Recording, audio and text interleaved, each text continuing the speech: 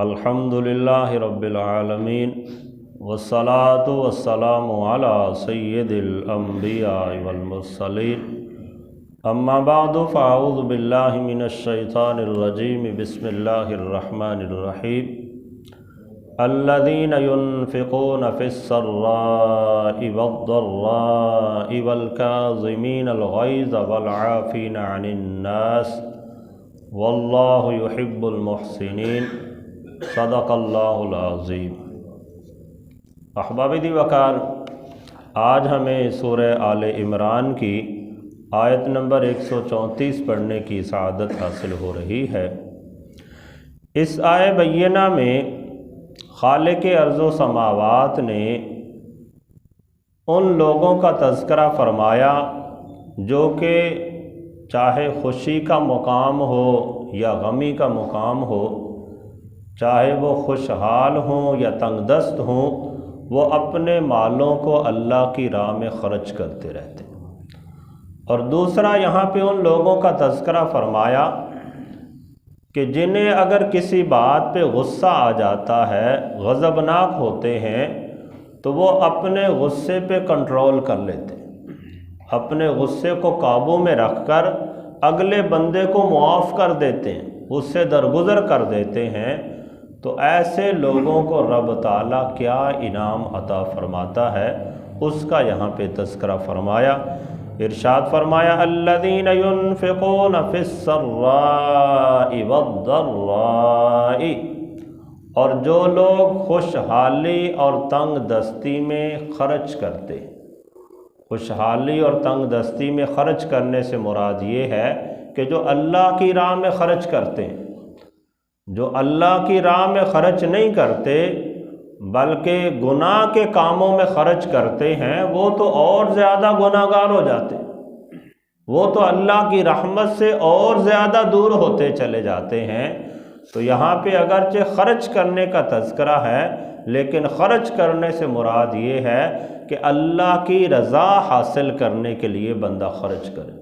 پھر سرا اور درا یہ خوشحالی اور تنگ دستی کے معنی میں بھی استعمال ہوتا ہے، خوشی اور غمی کے معنی میں بھی استعمال ہوتا ہے، اور دیگر کئی معاملات کے اندر اسے بیان کیا کہ اپنے دوستوں پہ خرچ کرنا، اپنے دشمنوں پہ خرچ کرنا، اپنے رشتہ داروں پہ خرچ کرنا، اپنے دیگر دوست و احباب پہ خرچ کرنا۔ تو اس طرح کے معاملات کو سرا اور درا کے نام سے تعبیر کیا جاتا ہے۔ تو بارکہ عام طور پہ جو اس کی تفسیر مفسرین کرام نے کی وہ یہ کہ بندہ خوشحالی کے ایام میں بھی اللہ کی راہ میں خرچ کرتا رہے، اور جب اس پر تنگ دستی آئے اس وقت بھی جس قدر ہو سکے بندہ اللہ کی راہ میں خرچ کرے، کنجوسی والا معاملہ نہ کرے۔ پھر آگے ارشاد فرمایا وَالْكَاظِمِينَ الْغَيْظَ، اور جو غصہ پینے والے ہیں، وَالْعَافِينَ عَنِ النَّاسِ، اور لوگوں کی خطاؤں سے درگزر کرنے والے ہیں، لوگوں کی خطاؤں کو معاف کر دیتے ہیں۔ وَاللَّهُ يُحِبُّ الْمُحْسِنِينَ، اور اللہ نیکی کرنے والوں کو پسند فرماتا ہے، نیکی کرنے والوں سے اللہ محبت کرتا ہے۔ تو ایک خوشی اور غمی میں اللہ کی راہ میں خرچ کرنا یہ بھی نیکی ہے، اپنے غصے کو پی جانا یہ بھی نیکی ہے، کسی سے درگزر کرنا، اس کی غلطی کو معاف کر دینا یہ بھی نیکی ہے۔ تو جو بندہ یہ نیکیاں کرتا ہے وہ بندہ اللہ کی بارگاہ میں محبوب بنتا چلا جاتا ہے۔ اللہ نے ارشاد فرمایا واللہ یحب المحسنین، اور اللہ احسان کرنے والوں کو، نیکی کرنے والوں کو پسند فرماتا ہے۔ پھر احباب دی وقار، یہاں پہ غصے کے حوالے سے میں تھوڑی سی مزید بات کرنا چاہوں گا۔ یہ جو غصہ ہے یہ ایسی چیز ہے کہ جو فتنہ اور فساد کا سبب بنتا ہے، جو رشتہ داروں کے ساتھ تعلق داری کو توڑنے کا سبب بنتا ہے، جو قتل و غارت کا، لوگوں کے ساتھ ظلم و تشدد کا سبب بنتا ہے۔ تو اگر کوئی بندہ اپنے غصے پہ کنٹرول کر لے تو بہت ساری ایسی خرافات سے بندہ اپنے آپ کو محفوظ رکھ سکتا ہے۔ اور اس غصے کو کنٹرول کرنے کے لیے ہمارے آقا کریم صلی اللہ علیہ وسلم نے ہمیں تعلیمات ارشاد فرمائی ہیں جن کی روشنی میں ہم اپنے غصے کو کم کر سکتے ہیں۔ آقا کریم صلی اللہ علیہ وسلم نے ارشاد فرمایا، تم میں سے اگر کسی بندے کو غصہ آئے، اگر وہ کھڑا ہوا ہے، کھڑے ہونے کی حالت میں غصہ آئے تو اسے چاہیے کہ وہ بیٹھ جائے، اور اگر بیٹھے ہونے کی حالت میں اس کا غصہ کنٹرول نہیں ہو رہا تو اسے چاہیے کہ وہ لیٹ جائے۔ یہ ایسے کام ہے جس کی وجہ سے بندے کا غصہ ٹھنڈا ہوتا ہے۔ عام طور پہ غصے کی وجہ سے بندہ تڑپ اٹھتا ہے، اٹھ کے بھاگتا ہے، لیٹا ہوا تو غصے سے اٹھ کے بیٹھ جاتا ہے یا کھڑا ہو جاتا ہے، جبکہ ہمارے بندہ لیٹا ہوا ہو تو وہ اپنے غصے کو استعمال ہی نہیں کر سکتا۔ غصے کو استعمال کرنے کے لیے، کسی کو مارنے کے لیے، کسی پر تشدد کرنے کے لیے اسے اٹھنا پڑے گا، بھاگنا پڑے گا، لیکن جب وہ لیٹ جائے گا تو وہ کسی کے اوپر اپنے غصے کو استعمال ہی نہیں کر پائے گا، اس وجہ سے اس کا غصہ خود بخود ٹھنڈا ہونا شروع ہو جائے۔ پھر حضرت عطیہ رضی اللہ تعالی عنہا حضور کی صحابیاں ہیں، آپ نے ایک روایت نقل کی، بیان فرماتی ہیں کہ آقا کریم صلی اللہ تعالی علیہ وسلم نے ارشاد فرمایا کہ جو غصہ ہے یہ شیطان سے ہے۔ غصہ بندے کو فرمایا شیطان کی طرف سے آتا ہے، اور فرمایا کہ جو شیطان ہے اسے آگ سے بنایا گیا ہے، اور آگ کو ٹھنڈا کرنے کے لیے پانی کی ضرورت ہوتی ہے۔ اس لیے نبی علیہ السلام نے ارشاد فرمایا کہ جس بندے کو غصہ آئے اسے چاہیے کہ وہ وضو کر لے، وضو کرنے کی وجہ سے اس کا غصہ ٹھنڈا ہو جائے گا۔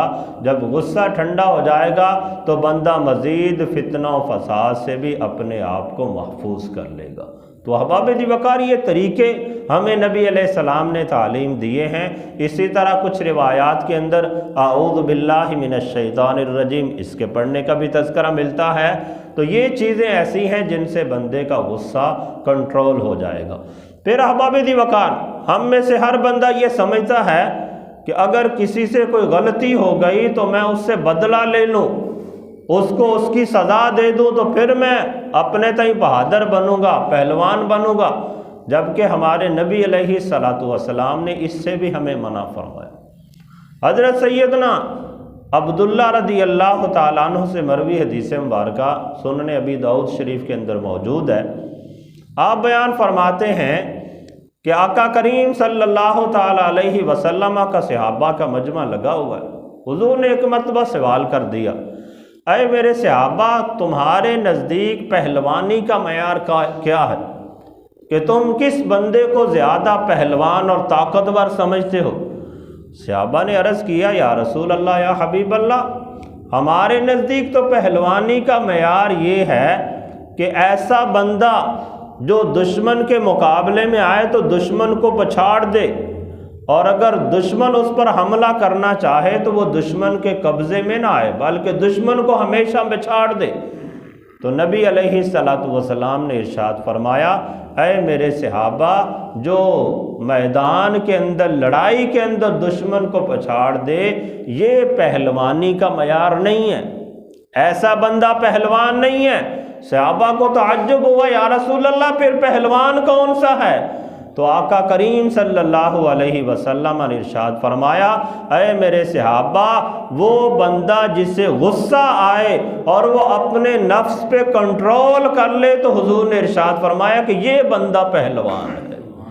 تو پتہ چلا کہ اپنے نفس پہ قابو پا لینا یہ سب سے بڑی طاقتوری ہے، سب سے بڑی پہلوانی ہے کہ بندہ پہلے اپنے نفس سے تو کنٹرول کرے نا۔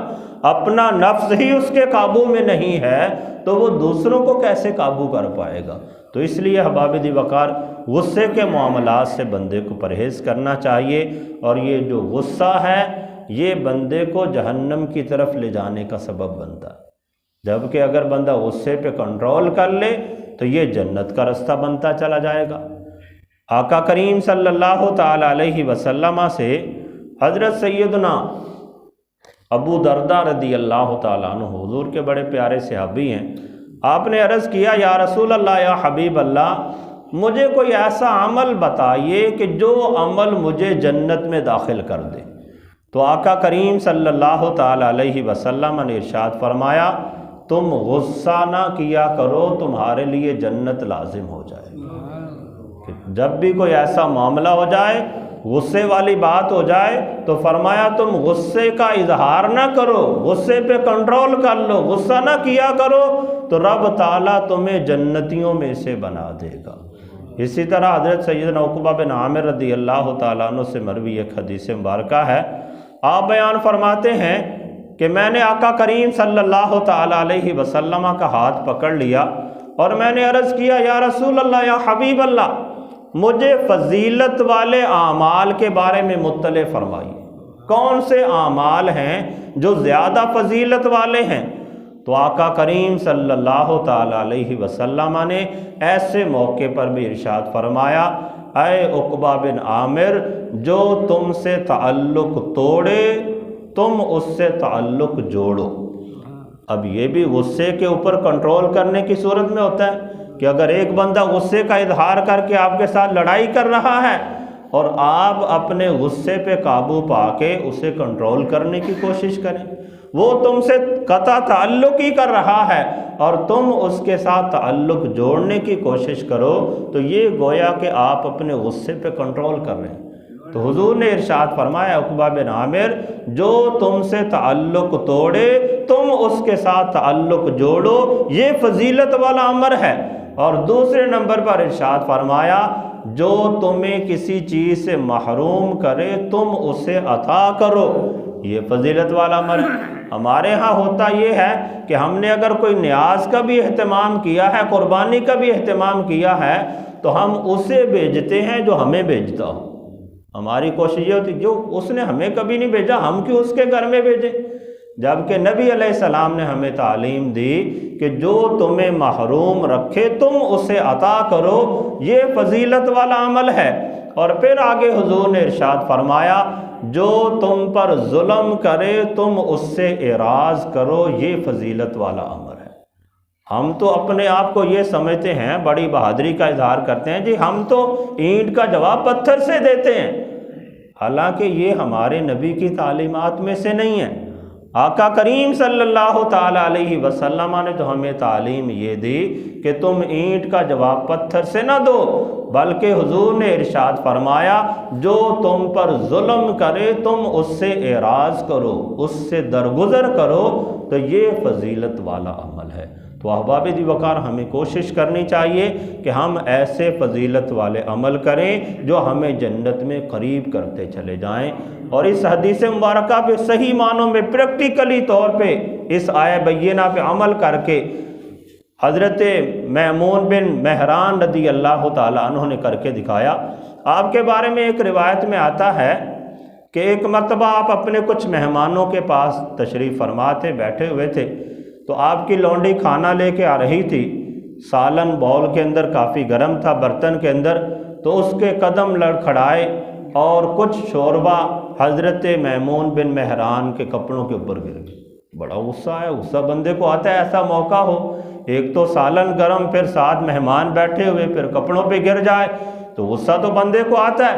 تو انہیں غصہ آ گیا، غصے کا اظہار کرنا چاہا، تو وہ لونڈی بڑی سمجھدار تھی، قرآن کو سمجھنے والی تھی، کہنے لگی، اے میرے آقا، والکاظمین الغیظ، اللہ کے اس فرمان پہ عمل کیجئے کہ اللہ نے فرمایا کہ غصے پہ کنٹرول کرنا چاہیے۔ تو انہوں نے فوراً اللہ کے اس فرمان پہ عمل کرتے ہوئے کہا کہ ٹھیک ہے، میں نے اپنے غصے پہ کنٹرول کر لیا۔ پھر اس لونڈی نے آگے سے کہا، والعافین عن الناس۔ اس آیت کے ذرا اگلے حصے پہ بھی نظر ڈالیے کہ اللہ نے ارشاد فرمایا، والعافین عن الناس، اور لوگوں سے درگزر کیجئے، لوگوں کی خطاؤں کو معاف کر دیجئے۔ تو حضرت میمون نے فوراً کہا کہ میں نے اس پہ بھی عمل کر لیا، میں نے تیری اس غلطی کو معاف کر دیا، غصہ بھی پی لیا، تیری اس غلطی کو بھی معاف کر دیا۔ اس نے پھر اگلا حصہ آیت کا پڑھا کہ اللہ نے یہ بھی ارشاد فرمایا، واللہ یحب المحسنین، اللہ احسان کرنے والوں کو، نیکی کرنے والوں کو پسند فرماتا ہے۔ تو حضرت میمون نے فرمایا، میں نے اس پہ بھی عمل کیا اور میں نے تجھ پر احسان کرتے ہوئے تمہیں آزاد کر دیا۔ وہ احباب دیوکار کس خوبصورتی کے ساتھ انہوں نے عمل کیا کہ اللہ نے فرمایا والکاظمین الغیظ، غصے کو پی جاتے ہیں، غصے پہ کنٹرول کر لیا، والعافین عن الناس، دوسرے کی غلطی کو معاف کر دیتے ہیں، فوراً غلطی کو معاف کر دیا، اور فرمایا واللہ یحب المحسنین، اللہ احسان کرنے والوں کو پسند کرتا ہے، تو فوراً عمل کرتے ہوئے لونڈی پہ احسان کیا اور اسے آزاد کر دیا۔ تو اللہ تعالیٰ کی بارگاہ میں دعا ہے کہ رب تعالیٰ ہم سب کو بھی قرآن و سنت کی تعلیمات پہ عمل پیرا ہونے کی توفیق عطا فرمائے۔